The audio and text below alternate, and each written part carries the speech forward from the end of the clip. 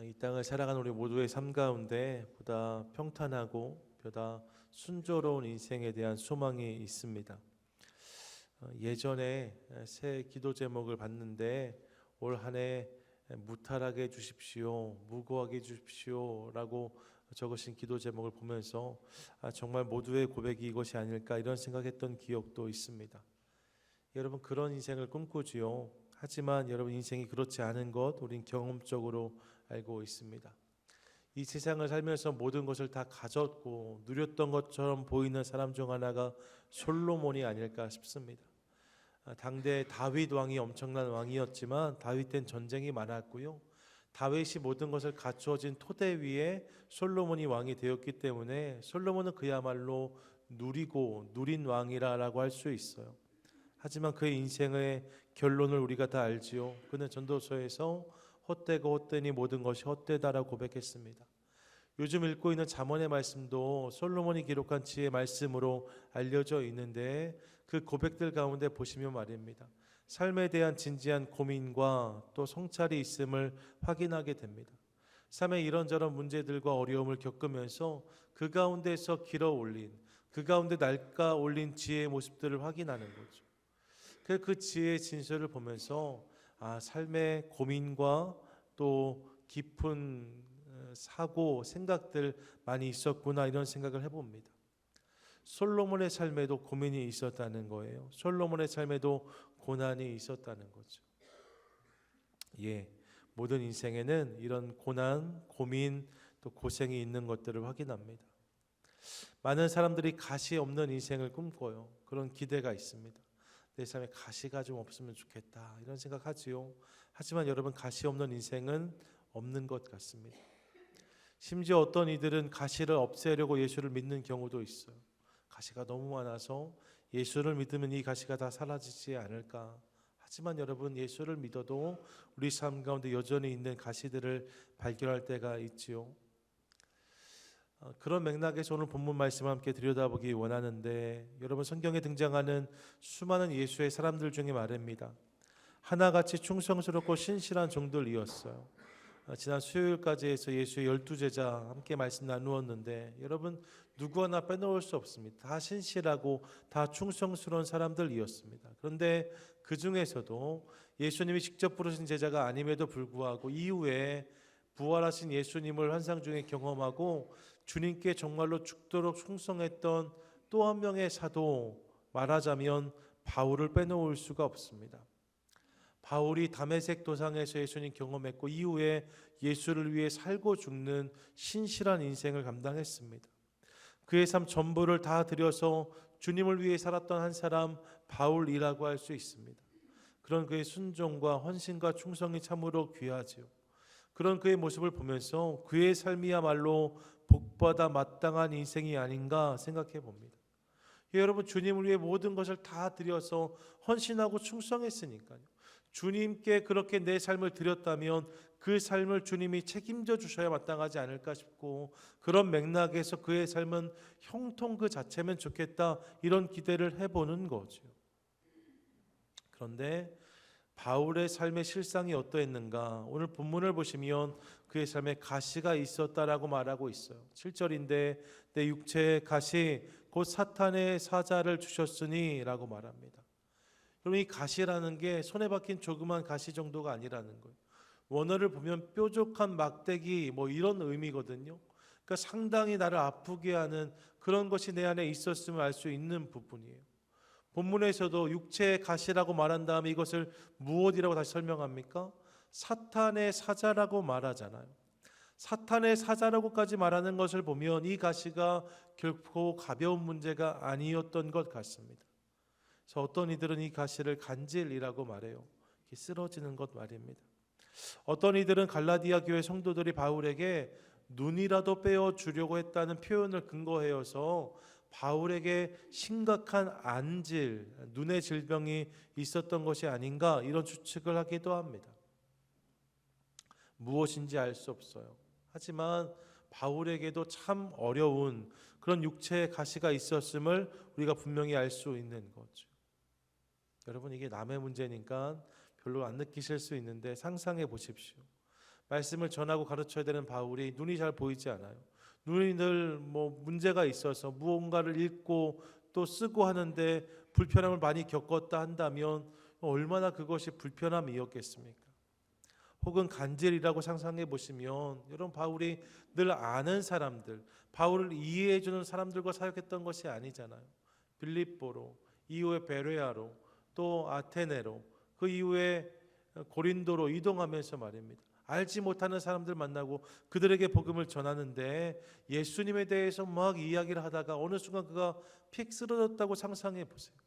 생면부지의 사람들 앞에 서서 복음을 전하다가 쓰러진 바울, 이 일이 얼마나 그에게 힘들고 어려운 일이었겠습니까?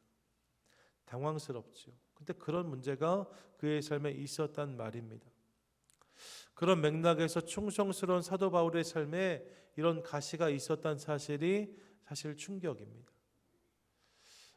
왜 이런 문제를 그에게, 이런 생각을 해보는 거죠. 그런데 여러분, 더 충격적인 사실이 있어요. 그것은 이 가시가 그의 삶에 은혜와 함께 주어졌다는 것입니다. 7절인데 7절 말씀 같이 한번 읽습니다. 시작. 여러 계시를 받은 것이 지극히 크므로 너무 자만하지 않게 하시려고 내 육체의 가시 곧 사탄의 사자를 주셨으니 라고 말해요. 뭐라고 말합니까? 여러 계시를 받은 것이 지극히 크므로. 예, 여러분, 하늘에 대한 또 하나님에 대한 놀라운 계시를 바울이 경험했다는 거예요. 여러 계시를 받았는데, 여러 큰 계시를 받았는데 이 계시를 받은 후에 그의 가시 또한 그의 삶 가운데 시작되었음을 알 수 있는 거죠.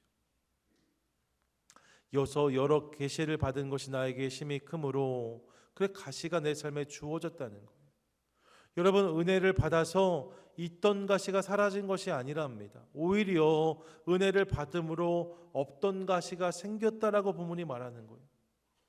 이처럼 당황스러운 일이 어디 있겠습니까? 은혜를 받으면 있던 가시가 사라지는 것이, 그것을 기대하는 것이 우리의 모습인데 없던 가시가 생겼다는 거예요.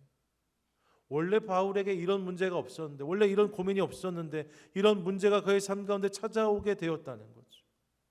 너무나 당황스럽습니다.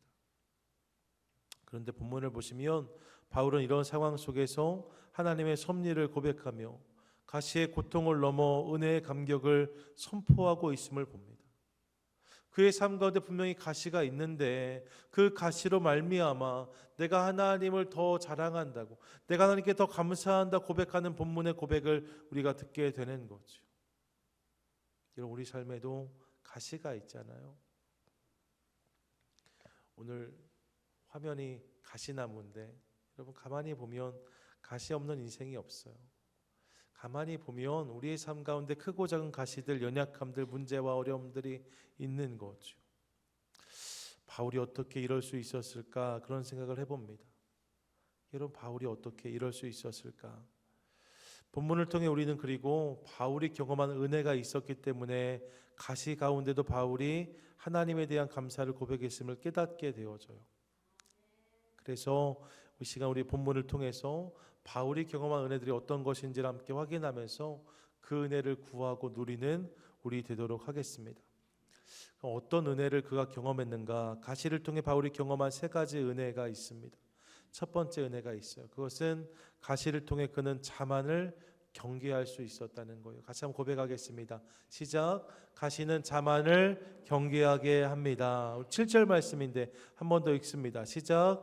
여러 계시를 받은 것이 지극히 크므로 너무 자만하지 않게 하시려고 내 육체의 가시 곧 사탄의 사자를 주셨으니 이는 나를 쳐서 너무 자만하지 않게 하려 하심이라. 아멘. 여러분, 육체의 가시, 사탄의 사자를 고백하는데 그 본문의 앞과 뒤에 동일한 이야기가 반복되어서 고백되고 있습니다. 그게 뭐예요? 나를 너무 자만하지 않게 하시려고 라고 고백해요. 이것 때문에 가시를 주셨다는 거죠. 사실 생각해보면 바울에게는 자랑할 것이 많았어요. 사도행전 22장 3절에 보시면 바울은 이렇게 고백하는데, 나는 유대인으로 길리기아 다소에서 났고 이성에서 자라 가말리엘의 문화에서 우리 조상들의 율법의 엄한 교훈을 받았고 오늘 너희 모든 사람처럼 하나님께 대하여 열심히 있는 자라라고 고백합니다. 당대 시대의 스승이라 불렸던 가말리엘의 문화생이었답니다. 율법에 능한 자였답니다. 혈통으로도 정통 유대인이었어요. 동시에 우리가 이미 아는 것처럼 그에게는 로마 시민권이 있었습니다. 그 시대에 여러분 절대 권력이라 할 수 있는 로마 시민권을 가진 자였어요. 뭐든지 꺼내놔도 자랑의 거리가 될 만한 것들이 그의 삶 가운데 많이 있었다는 거죠. 배경만 그런 것이 아닙니다. 그의 삶에도 큰 열매와 능력이 있었어요. 사도행전 19장 12절인데 같이 한번 읽습니다. 시작. 심지어 사람들이 바울의 몸에서 손수건이나 앞치마를 가져다가 병든 사람에게 얹으면 그 병이 떠나고 악귀도 나가더라. 아멘. 그럼 바울의 손수건을 가져다가 사람들 몸에 이렇게 얹으면 그럼 그 사람 병이 나았다는 거예요.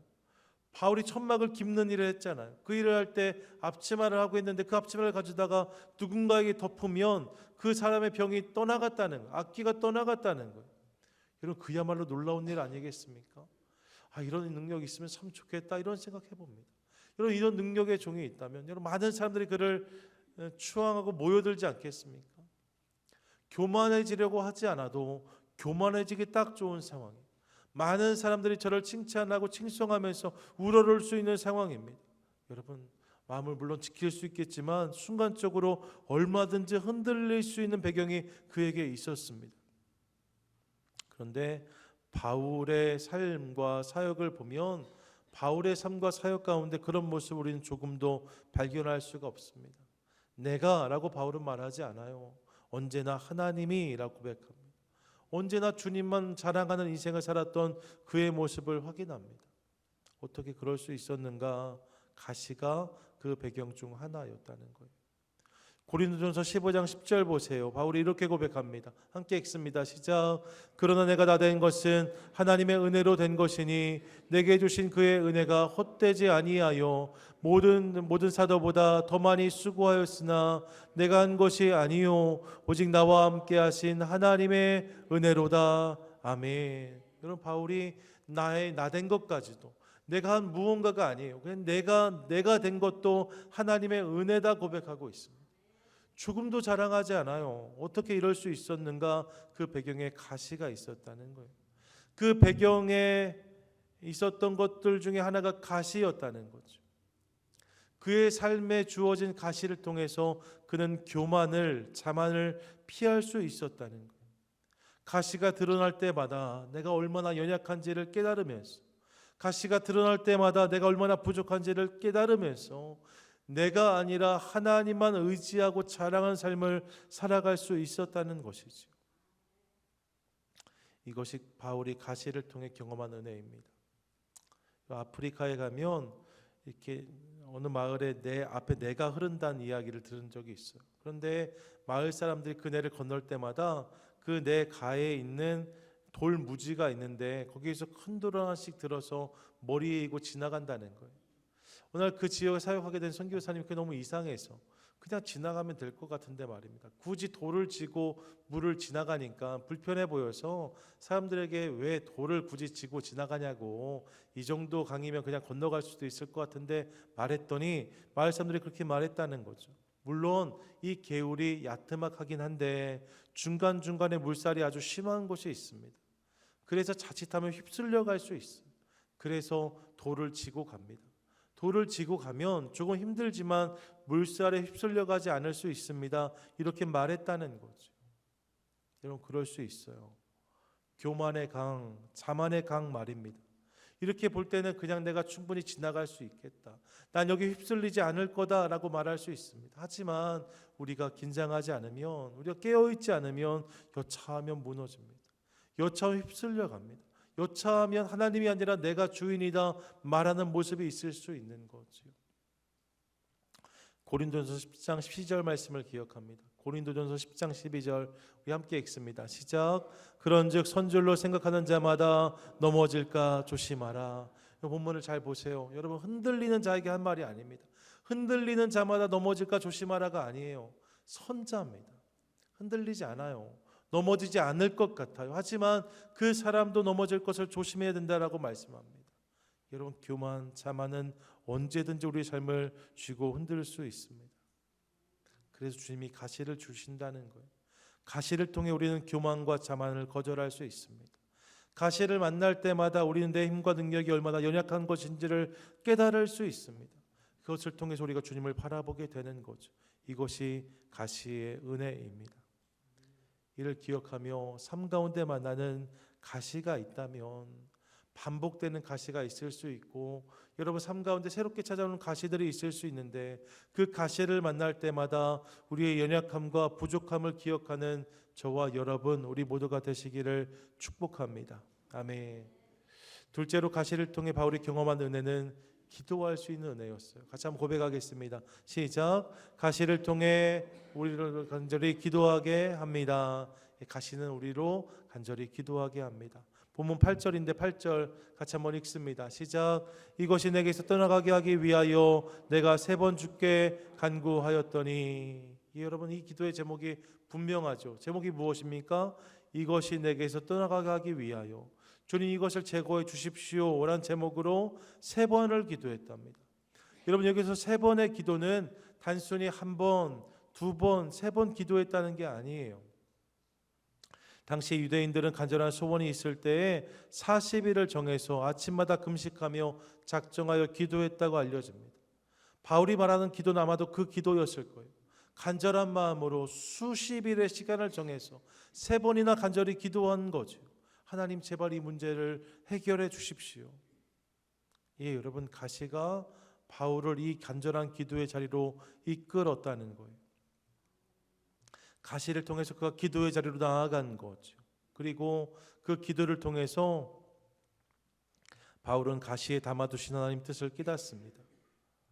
여러분, 가시의 고통이 은혜의 감격이 되었다고 말씀드렸는데, 사실 처음부터 그랬을까? 그러지 않았을 거예요.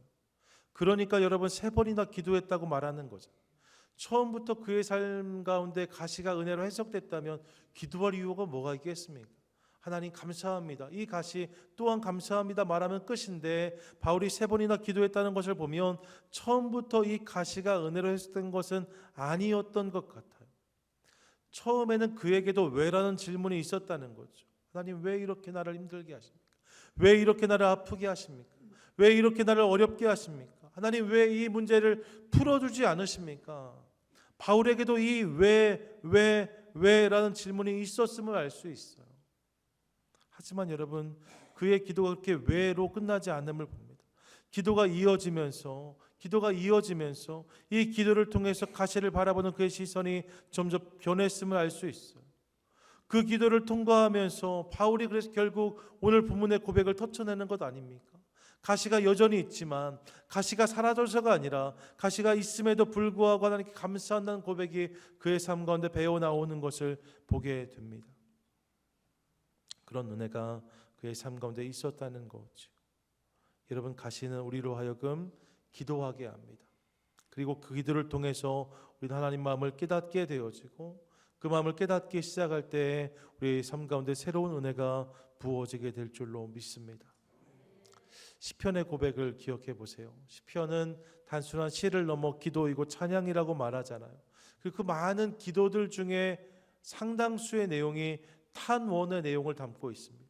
무언가 억울한 거예요. 무언가 힘든 거예요. 하나님 왜라고 절규하며 시작되는 시편이 많이 있습니다. 그런데 여러분, 주목해야 될 것은 많은 시편이 탄원의 내용으로 시작되어지는데 탄원, 원망, 한탄으로 시작된 그들의 기도가 그렇게 끝나지는 않는다는 거예요. 시편 3편 보세요. 시편 3편 1절 말씀 같이 읽습니다. 시작. 여호와여, 내가 주께 일어나 나를 치는 자가 많으니이다. 여러분, 많은 적들이 있대요. 나를 치는 사람 많다 합니다. 근데 이 시편 3편이 어떻게 마무리되는가? 8절이에요. 같이 읽겠습니다. 시작. 구원은 여호와께 있사오니 주의 복을 주의 백성에게 내리소서. 아멘. 시편 28편도 마찬가지입니다. 1절 고백 함께 읽습니다. 시작. 여호와여, 내가 주께 부르짖으오니 나의 반석이여 내게 귀를 막지 마소서. 주께서 내게 잠잠하시면 내가 무덤에 내려가는 자와 같을까 하나이다. 내가 주님께 부르짖습니다. 주님, 귀를 막지 마시고 내게 잠잠하지 마십시오 고백하고 있어요. 그런 상황을 경험하고 있는 거예요. 하나님이 나에게 귀를 막으신 것처럼, 나에게 잠잠하신 것처럼, 나에게 무관심하신 것처럼 느껴지는 시간들을 경험하고 있습니다. 여러분, 이 시편 28편 말미에서 그의 기도는 어떻게 변하고 있는가? 7절이에요. 7절 함께 읽습니다. 시작.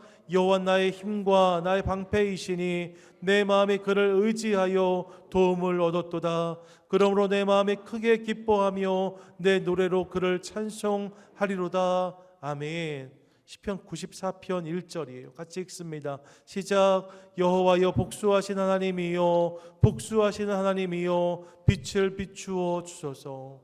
여러분, 무언가 이런 일이 있는 것 같아요. 복수하시는 주님을 간절히 구하잖아요. 하나님 좀 복수하기 원하는데, 이런 억울함이 있는데 이렇게 고백이 시작됩니다. 그런데 여러분, 이 시편의 말미를 보세요. 22절에 이렇게 고백합니다. 함께 읽습니다. 시작. 여호와 나의 요새이시요 나의 하나님은 내가 피할 반석이시라. 아멘. 뭐예요? 여러분, 삶 가운데 가시가 있어서 탄원으로 그들의 기도가 시작되어지는데 이후에 그들의 기도가 감사로 맞춰지는 것을 봅니다. 그냥 탄원이 감사가 된 것이 아닙니다. 탄원으로 기도하기 시작할 때 그 기도를 통해 그들의 고백이 감사로 바뀌는 것을 보는 거죠. 하나님이 이 은혜를 주시는 거예요. 우리 삶에 동일한 은혜가 있게 되기를 간절히 소망합니다. 삶에서 만나는 가시를 통하여서 기도가 시작되어지고 그 기도를 통해서 우리 고백이 달라지며 그 달라지는 고백을 통해서 하나님의 놀라운 은혜를 경험하는 저와 여러분 우리 모두가 되시기를 축복합니다. 아멘. 세 번째로 바울이 경험한 은혜가 있습니다. 그것은 가시를 통해 그가 하나님의 능력을 경험했다는 거예요. 같이 한번 고백하겠습니다. 시작. 가시는 하나님의 능력을 경험하게 합니다. 예, 여러분, 앞서 살폈지만 가시를 통해 자만을 경계할 수 있었답니다. 또 가시를 통해 기도하게 되었고 그 기도를 통해 하나님 마음을 깨닫게 되었답니다. 그렇게 그가 깨달은 하나님 마음이 무엇이었는가? 이게 9절이에요. 9절 말씀을 보시면 이렇게 고백하는데 나에게 이르시기를 내 은혜가 내게 축하도다. 이제 내 능력이 약한 데서 온전하여짐이라 하신지라 라고 말합니다. 기도하는 것을 통해서 이런 하나님의 응답을 경험한 거죠. 하나님의 은혜가 나에게 풍성하다, 이미 충분하다는 것을 깨닫기 시작합니다. 그러면서 가시를 바라보는 시선, 가시에 대한 해석이 달라지는 것을 보게 되는 거예요. 하나님의 뜻을 깨닫기 전에는 가시는 피하고 싶은 올무였는데 하나님 마음을 깨닫고 나니까, 하나님의 은혜를 깨닫고 나니까 이 가시가 그 하나님을 경험할 수 있는 통로인 것을 알게 된 거죠. 그래서 그의 삶 가운데 이제 이런 고백이 터져 나옵니다. 이어진 9절의 하반절 보세요. 노란색 글씨 함께 읽겠습니다. 시작. 그러므로 도리어 크게 기뻐함으로 나 여러 약한 것들에 대하여 자랑하리니 이는 그리스도의 능력이 내게 머물게 하려 함이라. 아멘. 뭐라고 말합니까? 이제 도리어 기뻐한다라고 고백하고 있습니다. 왜냐하면 가시를 통해 자신이 경험하고 있는 그리스도의 능력을 알게 되었기 때문입니다. 가시는 물론 아픈 것이지만 그럼에도 불구하고 무너지지 않고 멈추지 않는 자신을 보면서 이것이 하나님의 은혜인 것을 깨달은 거예요. 나는 한없이 약하고 부족한 자인데 그런 나를 통해서 역사하시는 주님을 그가 한 번 더 분명히 알게 된 거죠. 그러면서 이것이 하나님의 은혜이구나, 이것을 통해 내가 하나님의 능력을 경험하고 있구나, 이 사실을 바울이 깨닫게 된 것입니다. 그래서 하나님이 아니면 설명할 수 없는 자신의 삶을 고백하기 시작해요. 그리고 이것을 깨닫고 나니까 이제는 가시만이 아니라 자신의 삶에 있는 모든 문제와 어려움도 은혜로 해석되기 시작하는 것을 봅니다.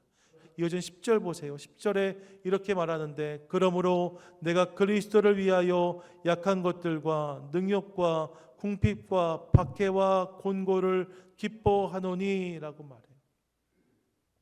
나의 약한 가운데 주님의 능력이 담긴다는 것을 깨닫고 나니까 기뻐할 수 있게 되었고, 그렇게 하고 나니까 이제 가시만 그런 게 아니에요. 내 삶에 약한 것들, 능욕당하고 궁핍을 경험하고 박해받고 공고하고 온갖 어려움을 만나는데 이 모든 것을 통해서도 내가 경험하고 있는 하나님 은혜가 있음을 알게 된 거죠. 이 모든 것을 통해서도 하나님께 내 삶 가운데 부어주시는 감격이 있음을 알게 된 거예요. 그래서 기뻐한다라고 고백하고 있습니다. 기뻐한다. 그러면서 10절에 이렇게 고백하는데 마지막 부분에 함께 읽습니다. 시작. 이는 내가 약한 그때의 강함이라. 아멘. 이는 내가 약한 그때의 강함이라. NIV 성경에 보니까 For when I am weak, then I am strong 이라고 써놨어요. 여러분, 가시로 인해 내가 약한 그때에 도리어 하나님 은혜로 내가 강하다는 것을 알게 되었다는 거예요. 나는 약하지만 그분이 강하시니까 그분이 내 삶을 붙잡아 주심으로 이제 그분의 강함으로 내가 서는 것을 깨닫게 되었다는 거죠. 아멘. 이 고백이 저와 여러분 우리 모두의 고백이 될 수 있기를 간절히 소망합니다. 우리 하나님은 우리의 약함을 당신의 강함으로 채워주시는 하나님이십니다. 우리 하나님, 우리의 모든 부족함을 당신의 풍성함으로 덮어주시는 하나님이십니다. 그 하나님을 누릴 때에 우리는 가시로 인해서도 기뻐할 수 있어요. 왜냐하면 가시는 우리를 아프게 하지만 그 가시를 통해 하나님은 당신의 놀라운 역사를 우리 삶 가운데 허락해 주시기 때문입니다. 이 사실을 기억하며 여러분, 우리 삶 가운데 약함을 만날 때마다 그 약함 가운데 부어주실 하나님의 강함을 기대함으로 날마다 승리하는 저와 여러분 우리 모두가 되시기를 축복합니다. 아멘. 말씀 마치면서 높아심의 한 가지 말씀을 드리면 여러분, 이 말씀을 내 삶에 적용하는 은혜가 있게 되기를 원해요. 이 말씀을 어디에 적용해야 되는가? 여러분, 나의 가시에 적용하는 거예요. 남의 가시에는 함부로 적용하거나 해석하려고 하지 마십시오. 가시는요, 내 가시는 내 안에서 풀어져야 은혜가 되는 거예요. 다른 사람이 억지로 내 가시를 풀어주려고 해석하면 그게 오해가 되고 상처가 될 때가 있습니다. 나의 가시는 어디서 풀려야 돼요? 내 안에서 풀려야 되는 거예요. 그 사람의 가시는 어디서 풀려야 돼요? 그 사람 안에서 풀려야 되는 거예요. 남의 가시를 내가 풀면 오해가 생길 수 있어요. 하나님은 이 말씀을 통해 내 안에 있는 가시들이 풀어지기를 원하십니다. 바라기는 이 사실을 기억하며 우리 삶 가운데 우리가 지금 경험하고 있는 크고 작은 가시들, 그 가시들 주님께 올려드림으로 하나님께서 그것들을 풀어주시고 열어주시는 놀라운 은혜를 경험하는 우리 모두가 되시기를 축복합니다. 사랑하는 여러분, 은혜로 해석되지 않으면 가시는 아픔을 주는 도구일 뿐입니다. 하지만 가시가 은혜로 해석되기 시작하면 거기에 새로운 찬양이 터져 나오고 더 깊은 감격과 감동이 담겨지는 것을 보게 됩니다. 바라는 일을 기억하며 오늘 내 삶 가운데 허락하신 모든 가시들, 그 가시를 통해서 하나님께서 이루실 일들을 기대함으로 그 주님을 더욱 소망하고 기대하는 믿음의 인생을 살아가는 저와 여러분 우리 모두가 되시기를 주님의 이름으로 간절히 축원드립니다. 아멘.